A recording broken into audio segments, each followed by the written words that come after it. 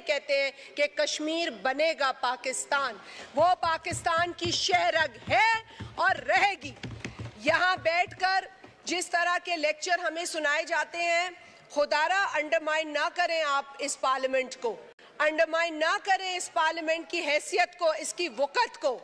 और मैं ये शेर ज़रूर पढ़ूंगी वो ऐसे चंद नादान लोगों के लिए कि हर एक बात पे कहते हो तुम कि तू क्या है, हर एक बात पे कहते हो तुम कि तू क्या है, तुम ही कहो ये अंदाज़ गुफ्तगू क्या है, रगों में दौड़ते फिरने के हम नहीं कायल, जब आंख ही से ना टपका तो फिर लहू क्या है। तो आप हम बहुत एहतराम करते हैं, उम्रों का भी एहतराम करते हैं, लोगों का तजुर्बे का भी करते हैं, लेकिन जब तजुर्बा हमें गलत सिमत में ले जाए तो फिर हम उस तजुर्बे को चैलेंज भी करने का हक रखते हैं और हम करेंगे। यहाँ बैठकर कोई अपने तजुर्बे और उम्र को लेकर हिस्ट्री को जो है वो डिस्टॉर्ट नहीं कर सकता, तारीख को मस्क नहीं कर सकता। और तारीख यही है कि मासूम कश्मीरी आज भी अपने हक के लिए परेशान हैं, तड़प रहे हैं और भारत मुस्तकिल उनके राइट्स को पामाल कर रहा है। मकबूजा कश्मीर के अंदर होने वाली ज्यादती की हम सख्त अल्फाज में मजम्मत करते हैं और करते रहेंगे जब तक उन्हें उनके हुकूक नहीं दिए जाते। सर, यहाँ पर और भी बातें हुई जो कि नहीं होनी चाहिए थी, लेकिन बड़े अफसोस के साथ मुझे कहना पड़ता है कि मुल्क के अंदर नफरत को फरोग देने के कल्चर को परवान चढ़ाने वाले को बार बार यहाँ पर लाया जाता है। जो इस ऐवान का हिस्सा ही नहीं है उसका बार बार जिक्र किया जाता है। जो इस मुल्क में फितना फैला रहा है उसको बार बार इस ऐवान में लाया जाता है। बार बार ये कहा जाता है, बार बार ये कहा जाता है। और जिस तरह मेरे चेयरमैन ने कहा, आपका रोना धोना ही बंद नहीं होता, आपका रोना धोना बंद हो तो इस पाकिस्तान के मसाइल पर बात हो, आपका रोना धोना बंद हो तो नौजवान के रोजगार पर बात हो, आपका रोना धोना बंद हो तो बिजली के बिलों पर बात हो, आपका रोना धोना बंद हो तो लोड शेडिंग पर बात हो, आपका रोना धोना बंद हो तो इंसानी हुकूक पर बात हो। लेकिन आपका रोना धोना ही बंद नहीं होता कि हम पाकिस्तान के मसाइल पर बात कर सके। आज जो बिल आया है मैं उस पर भी बात करूंगी। आज का बिल सर, ये बिल किसी कोर्ट के खिलाफ नहीं है। ये बिल तो इस मुल्क से, इस पार्लियामेंट से लोटाक्रेसी को खत्म करने के हवाले से है। ये जो पार्टी खेलने का सिस्टम है इसको बंद करने के हवाले से है। कभी ये पार्टी, कभी वो पार्टी, कभी ये पार्टी, शुरू होने से पहले ही खत्म करने का बंदोबस्त हो चुका है। तो ये बिल उस हवाले से है।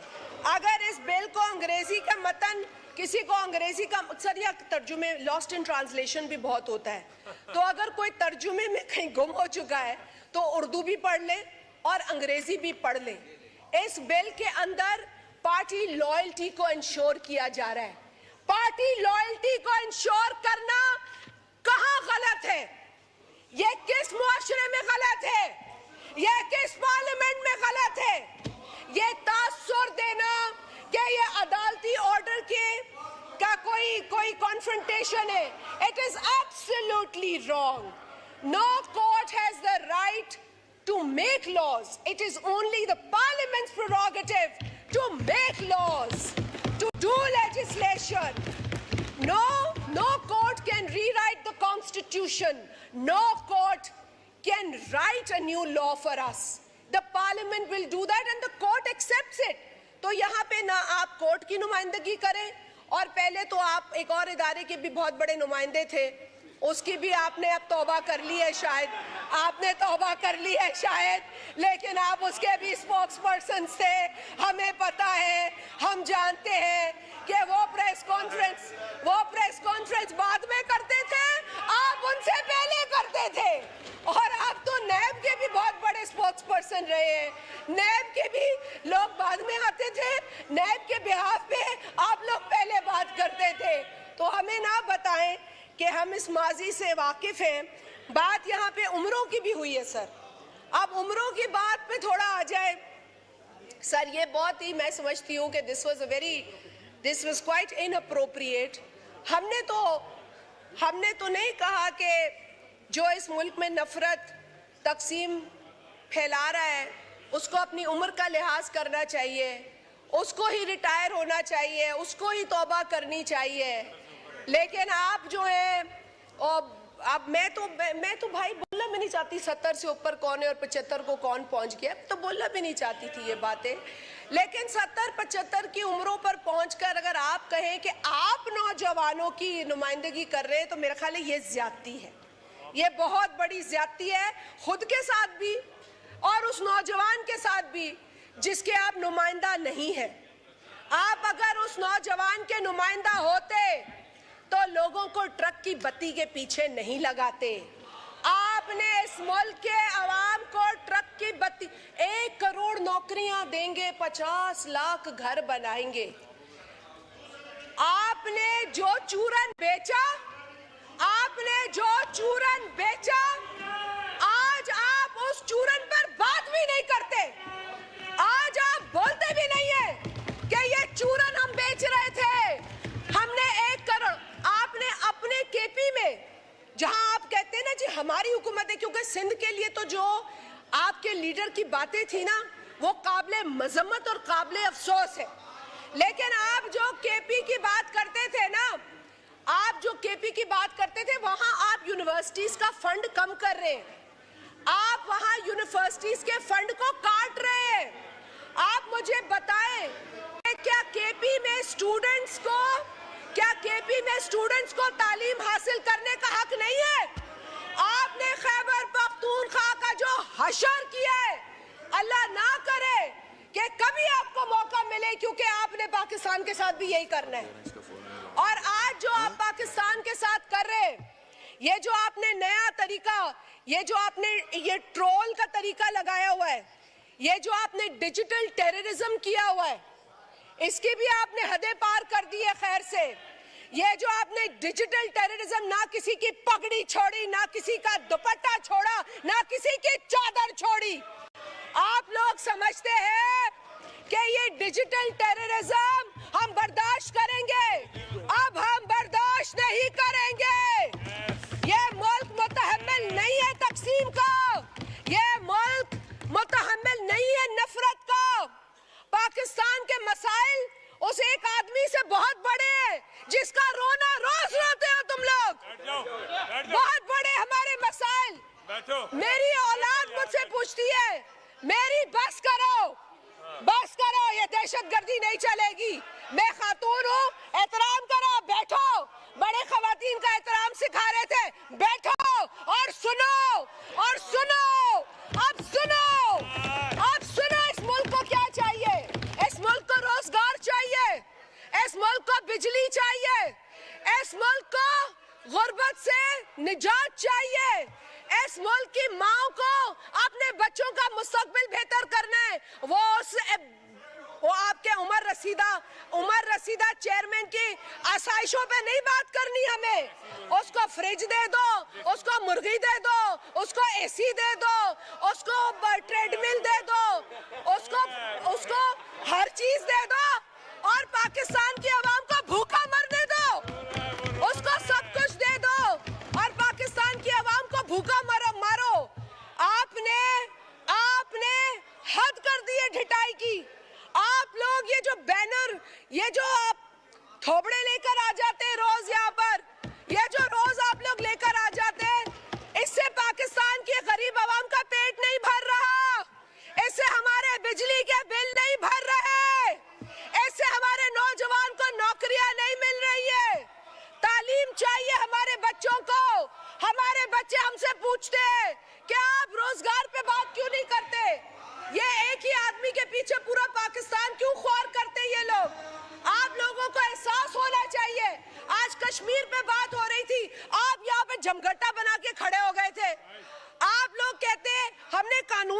कल की, अरे भाई कल करारदाद आई है फलस्तीन पर परसों, या कानून साजी आप कैसे कर सकते हैं? आप लोगों को तो ये भी नहीं पता कि आप लेजिस्लेशन कर रहे हैं या करारदाद पेश कर रहे हैं, और करारदाद के ऊपर भी आपको पेट में दर्द होने लगता है, आपको तकलीफ होने लगती है। मुझे आपकी तकलीफ पता है फलस्तीन के हवाले से, क्योंकि आपके अपने लीडर ने एक ज़ायनिस्ट को लंदन में सपोर्ट किया था मेयर इलेक्शन के लिए। तो आप लोग नहीं समझ सकेंगे इन बातों को। But I feel sorry for you people because some things are not defendable. You can't defend his support for the Zionists. You can't. So I let it go. वो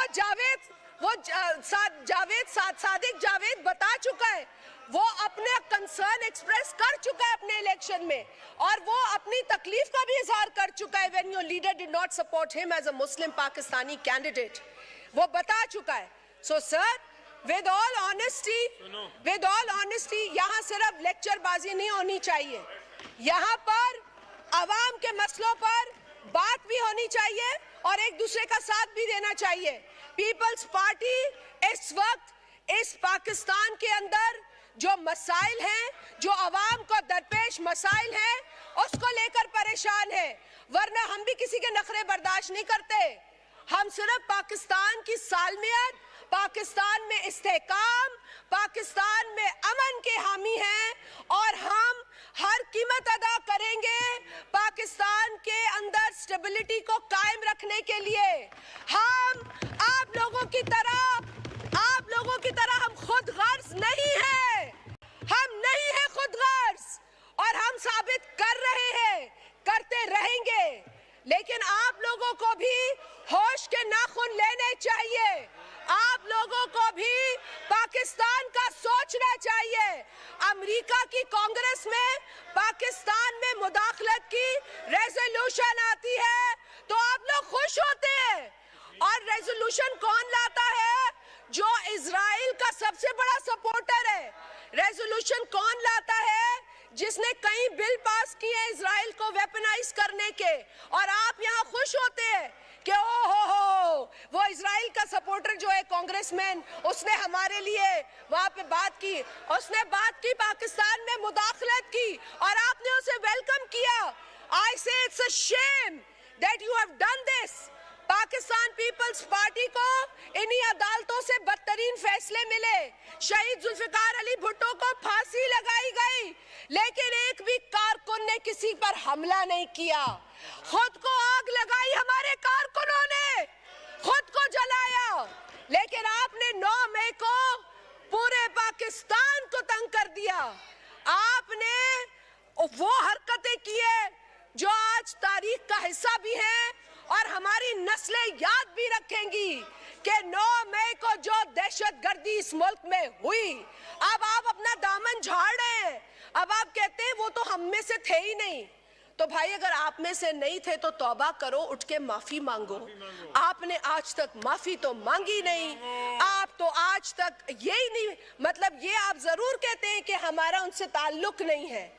तो भाई अगर आपका ताल्लुक नहीं है तो जिन लोगों ने प्रेस कॉन्फ्रेंस की, जिन लोगों ने कॉल्स की, जिन लोगों ने लोगों को इश्तियाल दिलाया, जिन लोगों ने लोगों को जमा किया, आप फिर कहें कि आप उनको सजा मिलनी चाहिए। आप कंडेम करें उन लोगों को, आप मजम्मत करें उन लोगों की जो पाकिस्तान में तबाही, बर्बादी, तकसीम और नफरत फैलाता है। वो मुहिब्बे वतन नहीं हो सकता, वो मुहिब्बे वतन नहीं हो सकता। मुहिब्बे वतन वो है जिसको इदारे ने फांसी दी, उसने कुछ नहीं किया। मुहिब्बे वतन वो है जिसके कारकुनान को जेलों में डाला गया, औरतों को, मर्दों को कोड़े मारे गए, उसने मुल्क को नुकसान नहीं दिया। मुहिब्बे वतन वो है जिसको इस मुल्क से जाने पर मजबूर कर दिया गया, लेकिन उसने मुल्क को नुकसान नहीं दिया। मुहिब्बे वतन वो है जो आज सदर की कुर्सी पर है, 14 साल की जेल काट कर आया है। वो है मुहिब्बे वतन जो आज भी मुस्कुराता है और कहता है कि आओ सियासी डायलॉग करो।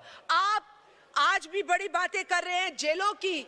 अच्छा होता कि अपने दौरे हुकूमत में भी आप उन चीजों की मजम्मत करते।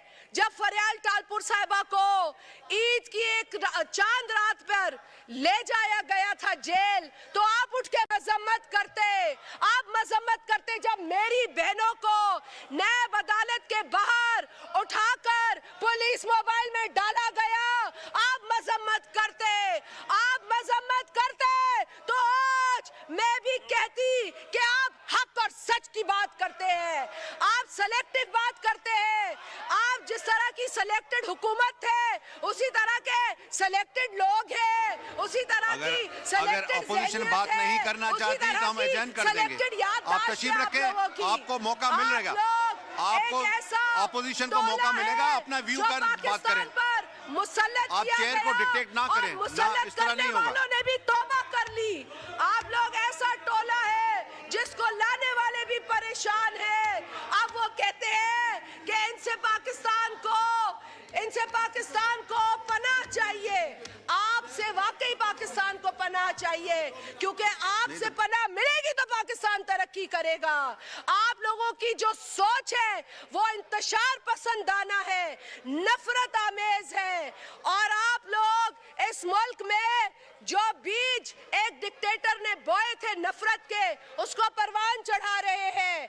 जिस डिक्टेटर ने इस मुल्क को मजहब के नाम पे तकसीम किया, फिरके के नाम पे तकसीम किया, जबान के नाम पे तकसीम किया, आप उसी डिक्टेटर के पैरोकार हैं। आप उसी का मैसेज आगे ले जा रहे हैं। आपने पाकिस्तान में नफरत को परवान चढ़ाया है। आपको चाहिए था कि आप जब हुकूमत में आए तो आप सब्र का पैगाम देते, लेकिन मैंने पहली दफा देखा ऐसी हुकूमत जो अपने ही बजट में अपनी ही बजट बुक्स ऑपोजिशन पे फेंक रही थी। ये पहली मर्तबा आप ही की हुकूमत जब थी सिलेक्टेड, उस वक्त ये मैंने देखा। और कभी नहीं देखा था कि हुकूमत ही ऑपोजिशन को किताबें मार रही हो। हमने वो मनाजिर भी इस असेंबली में देखे, अफसोसनाक मनाजिर। आपका लीडर शाबाशी उन लोगों को देता था जो ज्यादा गाली देते थे, जो ज्यादा शोर मचाते थे, और जो बेचारे इज्जतदार थे वो कोना पकड़ के बैठ जाते थे,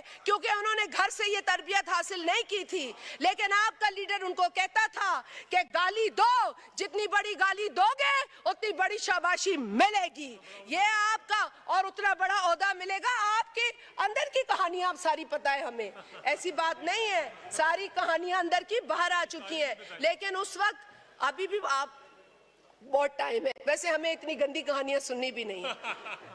लेकिन जहां तक सवाल पैदा होता है इस मुल्क का, इस मुल्क में हमें मरना है, हमें जीना है। हमारी औलादें इस मुल्क से बाहर नहीं बैठी हैं, हमारी औलादें अयाशी नहीं कर रही हैं किसी और मुल्क में। अगर इस मुल्क में मेरी औलाद है तो भी मुझे आपकी औलाद की फिक्र होगी। अगर मेरी औलाद नहीं होगी तो मुझे किसी की औलाद की फिक्र नहीं होगी। आप इन उसूलों को क्यों भूल जाते हैं? उसे एक शख्स के लिए आप सारे उसूल भूल जाते हैं। भाई उसके बच्चे भी यहाँ नहीं हैं, उसका यहाँ कोई, देखिए सबसे बड़ा सरमाया, आप दिल पे हाथ रख के बोले, आपकी औलाद होता है। आपकी औलाद आपका सबसे बड़ा सरमाया है।